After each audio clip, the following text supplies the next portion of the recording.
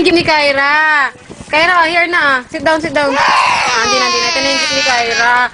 Pinapa-open na. Sa birthday pa yan eh. Birthday gift yan, anak eh. Oh, open. Open mo na. Ha?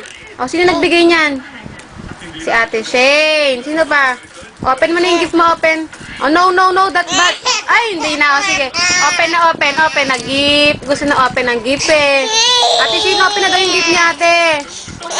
Open na. O, sige. Alisin mo na yung card, Mayos. Uy, tuwan-tuwa sa gift. Kyra. Sado naman. O, open na. Tulungan mo siya, no. Siya magbubukas. Wait lang, Shane, siya na. Kaya mo siya magbukas. Open mo. Uy, inopen ang gift. Happy birthday, Kyra. Happy birthday, Kyra. Happy birthday, happy birthday. Open na gift. Kyra. Wala nang gift. No, kasi hindi ako siya mag-open ng gift niya. Nagagalit niya. Gusto niya yung gift niya. What's that, Kyra? Uy, nice naman. Nice naman. Si ate, yan mo na siya mag-open. What's that, Kyra? What's that? Uy, what's that? The bear. Oh. Uy, nice naman. Thank you, ate, oh. Tanggal mo scotch tape sa gilid. Ate, what's that? Uy, gift ni Kyra yan, ate.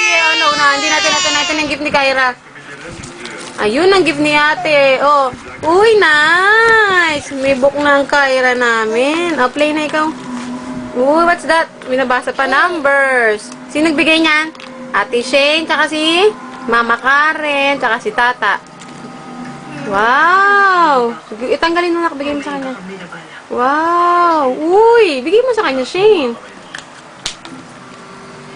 Sigurado ka dyan. Give mo kayo si Kyra. Your wish is my command. Give mo sa kanya. Horse! What's that? Wow, horse! Give mo ba iba siya? Yes, sir. Open mo. What's that? One! Elephant! Give mo sa kanya. Ayaw mo na siya. House! Hindi ako gumawa niyan. Ginawa niya yan sa sarili niya mga isang oras na. Ang galing naman ni Kyra. Nag-open ng gift. Kaya subukan mo para malaman mo. Ang dami naman book ng baby. Kyra, ang daming book. Ito pang karaniwan sa akin. Ang dami naman. Bigay mo sa kanya, anak. Tulong mo ko. Sana naman tayo. Bigay mo sa kanya. Bagay na ako mismong gumawa. Napakarami mo nang ginawa. Masusunod. Uy, what's that? Bunny. What? What's that, Kyra? Ngayon malinis talaga ang mga kamay. Kaya umuwi ka na. Hintayin mo yung forensic report. Matagal na nga ako